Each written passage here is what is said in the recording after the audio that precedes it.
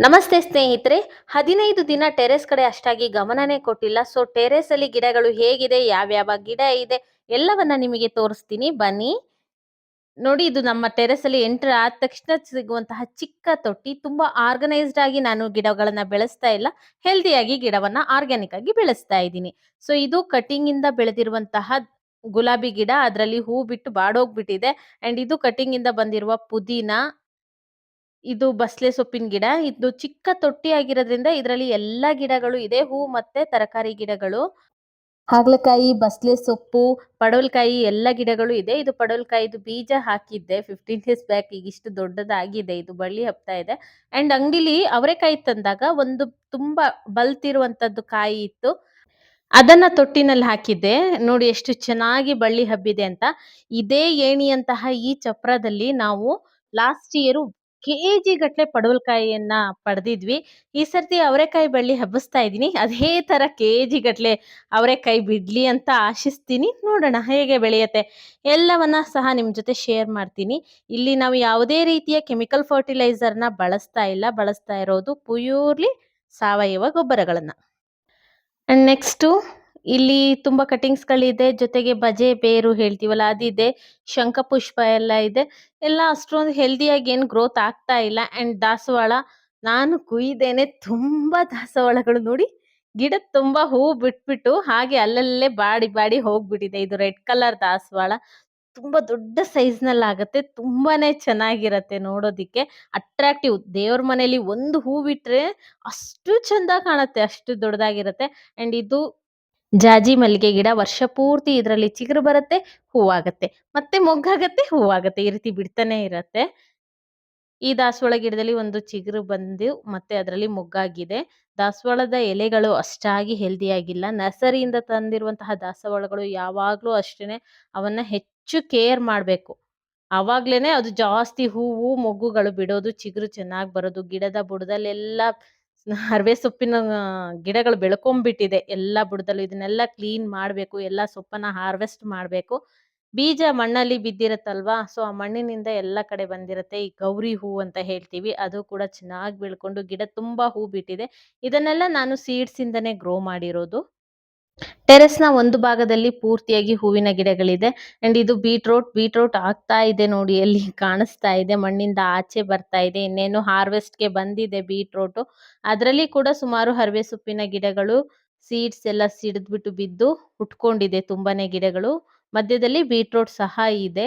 ಗುಲಾಬಿ ಗಿಡಗಳು ಯಾವುದೂನು ಸಹ ಅಷ್ಟಾಗಿ ಹೆಲ್ದಿ ಆಗಿಲ್ಲ. ಎಲ್ಲವೂ ಕುಗುರ್ತಾ ಇದೆ ಅಂತ ಹೇಳ್ಬೋದು. ಎಲ್ಲವನ್ನ ಈಗ ಮತ್ತೆ ರೆಡಿ ಮಾಡ್ಕೊಳ್ಬೇಕು. ಗಾರ್ಡನ್ ಮಾಡಿದ್ರೆ ಹೀಗೇನೆ. ಕೇರ್ ಮಾಡಕ್ಕೆ ಒಬ್ರು ಇರ್ಬೇಕು. ಇದು ಸೌತೆಕಾಯಿ ಅಂತ ಹೇಳಿ ನಾನ್ ಅಂದ್ಕೊಂಡ್ ಬಿಟ್ಟಿದೀನಿ. ನೋಡೋಣ ಏನ್ ಕಾಯಿ ಬಿಡತ್ತೆ ಅಂತ ಹೇಳಿ. ಬಳ್ಳಿ ತುಂಬಾ ತುಳಸಿ ಗಿಡಗಳು ಹುಟ್ಕೊಂಡಿದೆ. ಎಲ್ಲವನ್ನ ಕ್ಲೀನ್ ಮಾಡಿದೀನಿ. ನೀವು ಲಾಸ್ಟ್ ವಿಡಿಯೋದಲ್ಲಿ ನೋಡಿರ್ತೀರಾ. ಆಲ್ಮೋಸ್ಟ್ ಎಲ್ಲಾ ತುಳಸಿ ಗಿಡಗಳನ್ನ ಸಹ ತೆಗೆದ್ಬಿಟ್ಟು ಪಾಟನ್ನೆಲ್ಲ ಕ್ಲೀನ್ ಮಾಡಿ ಮತ್ತೆ ಗೊಬ್ಬರವನ್ನ ಕೊಟ್ಟಿದ್ದಾಗಿದೆ. ಮಳೆಗಾಲ ಅಂತ ಹೇಳೋದಿಕ್ಕಷ್ಟೇನೆ. ಮಳೆನೇ ಇಲ್ಲ. ಗಿಡ ಎಲ್ಲ ನೀರಿಲ್ದಿತಿ ಒಣಗ್ತಾ ಇದೆ. ನೋಡಿ, ಮೆಣಸಿನಕಾಯಿ ಸುಲಭದಲ್ಲಿ ಬೆಳೆಯಬಹುದಂತ ಒಳ್ಳೆ ತರಕಾರಿ. ಸೇವಂತಿಗೆ ಗಿಡಗಳೆಲ್ಲ ಒಣಗ್ತಾ ಇದೆ ನೋಡಿ. ಅಯ್ಯೋ! ಹೇಗಿತ್ತು, ನೀವು ಹಿಂದೆ ನೋಡಿರ್ತೀರ ಸೇವಂತಿಗೆ ಗಿಡಗಳೆಲ್ಲ ಹೇಗಿತ್ತು ಅಂತ. ಎಲ್ಲ ಒಣಗ್ತಾ ಇದೆ. ಅಂಡ್ ಇದು ಶಂಖಪುಷ್ಪ. ಈ ರೀತಿ ಕಲರ್‌ದು ತುಂಬಾ ಬ್ಯೂಟಿಫುಲ್ ಆಗಿದೆ. ಗಿಡ ತುಂಬಾ ಹೆಲ್ದಿಯಾಗಿ ಗ್ರೋ ಆಗ್ತಾ ಇದೆ. ಶಂಖಪುಷ್ಪದ ಸೀಡ್ಸ್‌ಗಳನ್ನ ನಾನು ಅನಿತಾ ಭಟ್ ಅವರಿಂದ ತರಿಸ್ಕೊಂಡಿದ್ದು. ಅಂಡ್ ಮೇಲೆ ಕೂಡ ಹ್ಯಾಂಗಿಂಗ್ ಪಾಟ್‌ನಲ್ಲಿ ಇರುವಂತಹ ಗಿಡಗಳು ಕೂಡ ಅಷ್ಟೊಂದಾಗಿ ಹೆಲ್ದಿಯಾಗಿ ಇಲ್ಲ. ಪಾಟಲ್ಲಿ ಗಿಡಗಳನ್ನ ಬೆಳೆಸುವಾಗ ಯಾವಾಗ್ಲೂ ಹೆಚ್ಚು ಕೇರ್ ಮಾಡ್ಬೇಕು. ಇಲ್ಲ ಅಂತಂದ್ರೆ ಹೀಗೆ ಎಲ್ಲ ಒಣಗಿ ಹೋಗತ್ತೆ. ರೆಗ್ಯುಲರ್ ಆಗಿ ನೀರು, ಗೊಬ್ಬರ ಇವುಗಳ ಅವಶ್ಯಕತೆ ತುಂಬಾ ಇರತ್ತೆ. ಜೊತೆಗೆ ಒಂದ್ ರೀತಿ ಮಗುನ ಕೇರ್ ಮಾಡ್ದ ಹಾಗೆ ಮಾಡ್ತಾ ಇರ್ಬೇಕು. ಅವಾಗ ತುಂಬಾ ಚೆನ್ನಾಗಿ ಗಿಡಗಳು ಬೆಳೆಯುತ್ತೆ.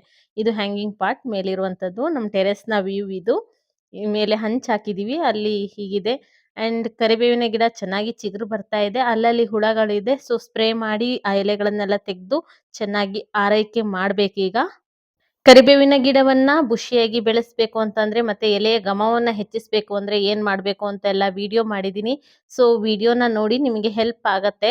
ಅಂಡ್ ಇದು ಚಿಕ್ಕು ಗಿಡ. ಇದ್ರಲ್ಲಿ ಒಂದ್ ಸರ್ತಿ ಫ್ರೂಟ್ ಆಗಿ ಹಾರ್ವೆಸ್ಟ್ ಮಾಡ್ಕೊಂಡಿದೀವಿ. ಈಗ ಮತ್ತೆ ಹೂ ಆಗ್ತಾ ಇದೆ ಅದ್ರಲ್ಲೇನೆ. ಅಂಡ್ ಇದು ಗಲಾಟಿಯ ಹೂವಿನ ಗಿಡ, ಇದು ಮಲ್ಬೆರಿ ಫ್ರೂಟ್ ಗಿಡ. ಒಂದ್ಸರ್ತಿ ಫ್ರೂಟಿಂಗ್ ಆಗಿ ಮತ್ತೆ ಎಲೆ ಉದುರ್ತಾ ಇದೆ, ಮತ್ತೆ ಹೊಸ ಚಿಗುರುಗಳು ಬರುತ್ತೆ. ಪೇರ್ಲೆ ಹಣ್ಣಿನ ಗಿಡ ಇದು. ಚೇಪೆಕಾಯಿ ಅಂತ ಹೇಳ್ತೀವಲ್ಲ ಅದು. ಇದರಲ್ಲಿ ಕೂಡ ಹೂವಾಗಿ ಮಿಡಿಗಳು ಆಗ್ತಾ ಇದೆ, ಅಂದ್ರೆ ಸಣ್ಣ ಸಣ್ಣ ಕಾಯಿಗಳು ಆಗ್ತಾ ಇದೆ. ಸುಮಾರು 12, 13 ಕಾಯಿ ಇತ್ತು, ಕೌಂಟ್ ಮಾಡ್ಕೊಂಡೆ. ಇದು ಟರ್ಟಲ್ ವೈನು, ಬ್ಲಾಕ್ ಕಲರು, ತುಂಬಾ ಚೆನ್ನಾಗಿ ಕಾಣುತ್ತೆ. ಹ್ಯಾಂಗಿಂಗ್ ಪಾಟ್ ನಲ್ಲಿ ತುಂಬಾನೇ ಅಟ್ರಾಕ್ಟಿವ್ ಲುಕ್ ಇದೆ. ಇದು ನಂದಿ ಬಟ್ಲು ಗಿಡ, ಸುಮಾರು 7 ವರ್ಷದಿಂದ ನನ್ನ ಹತ್ರ ಇದೆ. ಲಾಸ್ಟ್ ಇಯರ್ ರೀಪಾಟ್ ಮಾಡಿದಾಗ ಒಣಗೋಗಿತ್ತು, ಗಿಡ ಹೋಯ್ತು ಅಂತ ಅನ್ಕೊಂಡಿದ್ದೆ. ಬಟ್ ಇವಾಗ ಬುಡದಿಂದ ಮತ್ತೆ ಹೊಸ ಚಿಗುರುಗಳು ಬರ್ತಾ ಇದೆ. ಇನ್ನೊಂದು ಈ ಕಡೆ ನಿಮಗೆ ತೋರಿಸ್ತಾ ಇದ್ದೀನಲ್ಲ, ಇದು ದೊಡ್ಡ ತೊಟ್ಟಿ. ಟೆರೆಸ್ ಮೇಲೆ ನಾವು ದೊಡ್ಡದೊಂದು ತೊಟ್ಟಿಯನ್ನ ಕಟ್ಟಿದ್ದೀವಿ, ಲೈಟ್ ವೆಯ್ಟ್ ಇಟ್ಟಿಗೆಗಳಿಂದ. ಸೊ ಈ ತೊಟ್ಟಿಯಲ್ಲಿ ತುಂಬಾನೇ ಗಿಡಗಳು ಇದೆ. ಇಲ್ಲಿ ತರಕಾರಿಯನ್ನ ಜಾಸ್ತಿ ಬೆಳಿತೀವಿ. ಇಲ್ಲಿದೆ ನೋಡಿ, ಇದು ದಾಳಿಂಬೆ ಗಿಡ, ಮತ್ತೆ ಇದು ತುಪ್ಪದ ಹೀರೆಕಾಯಿ, ತುಪ್ರಿಕಾಯಿ ಅಂತ ಎಲ್ಲ ಕರೀತಾರೆ. ಅದರ ಗಿಡ ತುಂಬಾನೇ ಕಾಯಿಗಳಾಗಿತ್ತು. ನೋಡೋದಿಕ್ಕೆ ತುಂಬಾ ಖುಷಿ ಆಗ್ತಾ ಇತ್ತು. ತುಂಬಾ ಮಿಡಿ ಕಾಯಿಗಳು ಆಗಿದೆ. ಅದು ಆಕ್ಚುಲಿ ಒಣಗಿದ ಒಂದು ತೊಗರಿಕಾಯಿ ಗಿಡಕ್ಕೆ ಹಬ್ಬಿತ್ತು. ಫೇಸ್ಬುಕ್ ಅಲ್ಲೆಲ್ಲ ನಾನು ಅದ್ರ ಬಗ್ಗೆ ತುಂಬಾ ಅಪ್ಲೋಡ್ ಮಾಡಿದೀನಿ. ನಾನು ಚಿಕ್ಕ ಚಿಕ್ಕ ಇನ್ಫಾರ್ಮೇಶನ್ಗಳನ್ನ ಫೇಸ್ಬುಕ್ ಅಲ್ಲಿ ರೆಗ್ಯುಲರ್ ಆಗಿ ಹಾಕ್ತಾ ಇರ್ತೀನಿ, ಇನ್ಸ್ಟಾಗ್ರಾಮ್ ಮತ್ತೆ ಫೇಸ್ಬುಕ್ ಅಲ್ಲಿ. ನೀವು ಅಲ್ಲಿ ನನ್ನ ಫಾಲೋ ಮಾಡ್ಕೊಂಡ್ರೆ ರೆಗ್ಯುಲರ್ ಅಪ್ಡೇಟ್ಸ್ ನಮ್ ಗಾರ್ಡನ್ದು ಸಿಗ್ತಾ ಇರತ್ತೆ. ಲಾಂಗ್ ಫಾರ್ಮ್ ವಿಡಿಯೋಗಳನ್ನ ಮಾತ್ರ ನಾನು ಯೂಟ್ಯೂಬ್ ಅಲ್ಲಿ ಹಾಕೋದು. ಆ ತೊಗರಿ ಗಿಡಕ್ಕೆ ಹಬ್ಬಿತ್ತಲ್ವಾ, ಆ ತೊಗರಿ ಗಿಡನೇ ಜೋರ್ ಗಾಳಿಗೆ ಪಲ್ಟಿ ಆಗ್ಬಿಟ್ಟಿತ್ತು. ಹಾಗಾಗಿ ಅದಕ್ಕೆ ಹಬ್ಬಿರೋ ಬಳ್ಳಿ ಮತ್ತೆ ಟೆರೆಸ್ನ ಇನ್ನೊಂದು ಸೈಡ್ ನಲ್ಲಿ ಬಳ್ಳಿ ಹಬ್ಬದಕ್ಕಂತ ಏನ್ ನೆಟ್ ಕಟ್ಟಿದೀವಿ ಅಲ್ಲಿ ತನಕ ಹಬ್ಕೊಂಡಿತ್ತು. ನಾನಿಲ್ಲ ಅಂತ ಅಂದ್ರೂ ಕೂಡ ತುಂಬಾ ಚೆನ್ನಾಗಿ ಗ್ರೋತ್ ಆಗಿ ಹೆಚ್ಚು ಕಾಯಿಗಳನ್ನ ಬಿಡ್ತಾ ಇರುವ ಏಕೈಕ ತರಕಾರಿ ಅಂತ ಅಂದ್ರೆ ತುಪ್ಪದ ಹೀರೆಕಾಯಿನೇ. ಟೆರೆಸ್ ಗಾರ್ಡನ್ ಅಂದ್ರೆ ಹಾಗೇನೆ, ನಾವು ನಿತ್ತು ಅಲ್ಲಿ ನೋಡ್ಕೊಳ್ತಾ ಇರಬೇಕು. ಬರೀ ನೀರ್ ಕೊಟ್ರೆ ಸಾಕೋಗೋದಿಲ್ಲ, ನಮ್ಮ ಆರೈಕೆ ಕೂಡ ಇರ್ಬೇಕು. ಆಗ ಮಾತ್ರ ಏನಾದ್ರೂ ಸಾಧಿಸೋದಕ್ಕೆ ಸಾಧ್ಯ. ನೋಡಿ, ಅವರೆಕಾಯಿ ಬಳ್ಳಿ ತುಂಬಾ ಸರ್ತಿ ಹಾರ್ವೆಸ್ಟ್ ಮಾಡ್ಕೊಂಡಿದೀವಿ. ಹಾರ್ವೆಸ್ಟ್ ಮಾಡುವಾಗ ನಾನು ಜಸ್ಟ್ ಇಲ್ಲಿ ಕಾಯಿ ಕಿತ್ಕೊಂಡ ತಕ್ಷಣ ಇಲ್ಲೇನೆ ಕಟ್ ಮಾಡ್ಬಿಡ್ತೀನಿ. ಅವಾಗ ಮತ್ತೆ ಹೊಸ ಚಿಗುರು ಬಂದು ಮತ್ತೆ ಕಾಯಿಗಳು ಆಗತ್ತೆ. ಸುಮಾರು ಸರ್ತಿ ಹಾರ್ವೆಸ್ಟ್ ಮಾಡಿದೀವಿ. ಇವಾಗ ಮತ್ತೆ ಕಾಯಿಗಳು ಬಿಡೋದಕ್ಕೆ ಸ್ಟಾರ್ಟ್ ಆಗ್ತಾ ಇದೆ, ಮೊಗ್ಗುಗಳಾಗೋದಕ್ಕೆ ರೆಡಿ ಆಗ್ತಾ ಇದೆ. ಗೋಂಗೂರ ಸೊಪ್ಪು ಅಥವಾ ಪುಂಡಿ ಸೊಪ್ಪು ಅಂತ ಹೇಳಿ ನಾರ್ತ್ ಕರ್ನಾಟಕದಲ್ಲಿ ಹೇಳ್ತಾರೆ.